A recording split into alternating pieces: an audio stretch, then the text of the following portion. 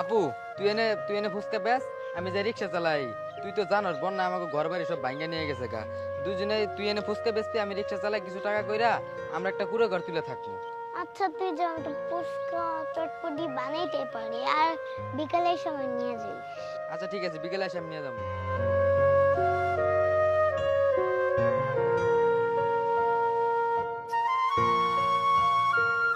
এই তোরা দেখেছিস এরকম ছোট বাচ্চা ফুচকা চটপটি বিক্রি করে আমি জীবনেও দেখিনি। হ্যাঁ, হয়তো আরো কোনো ঝামেলা পড়ছে বুঝছস, নাইলে তো কখনোই ওরা রাস্তায় নামতো না, বুঝছস নাই?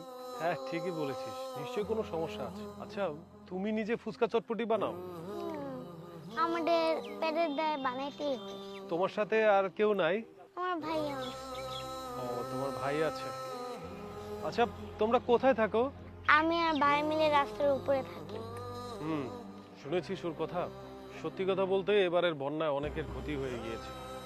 আসলে আমরা মোটামুটি সাহায্য করেছি, কিন্তু তারপরও না অনেক মানুষ অনেক অসহায় আছে।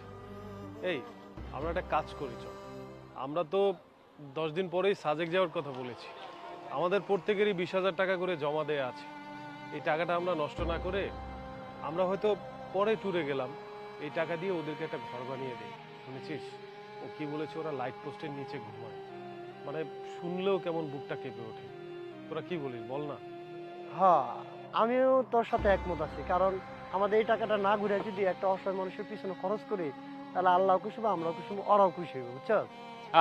আরে এরকম ছোট বাচ্চার আমার জীবনও আমি দেখি নাই এই ফুচকা মুচকা বেছে। আল্লাহ মায়া লাগে তো লাগে। হ্যাঁ তোরা ঠিকই বলেছিস, আমরা পিকনিকের টাকা দিয়ে ঘোরাফেরা না করে এগুলো দিয়ে ওদের ঘরবাড়ি করে দিয়ে ওদের উপকার হবে। এই কি বলছিস? আমরা ঘোরার জন্য টাকা রাখছি, আর এই টাকা ওদেরকে দিয়ে দিলে আমরা কিভাবে ঘুরবো? এই তুই চুপ থাক, কোনো কথা কইবে না। আমরা তো যে কোনো সময় যাইতে পারবো। তাদের ঘর বাড়ি বন্যায় ভাসায় লইয়া গেছে গা, আমরা পড়ে গেলে তো চলবো।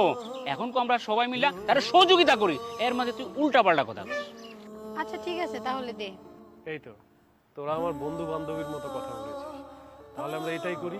চল আজকে ওদেরকে আমাদের বাসায় নিয়ে যাই, আমাদের সাথে থাকবে। কালকে থেকে আমরা বাসা করার প্ল্যান করে ফেলবো। আচ্ছা তোমাদেরকে আমরা একটা ঘর করে দেব। তোমার ভাইয়া কখন আসবে? ভাই একটু পরে আসবে। চল বোন, আজকে অনেক রোদ পড়ছে, তোর আর আজকে বেচা কেনা করা লাগবে না, চল। তুমি ওর ভাই? আচ্ছা ভাইয়া তোমাদের এখানে কষ্ট করতে হবে না, তোমাদেরকে আমরা একটা বাসা করে দেব, চলো। কি কোন ভাইয়া, আপনি আমাকে ঘর করে দিবেন?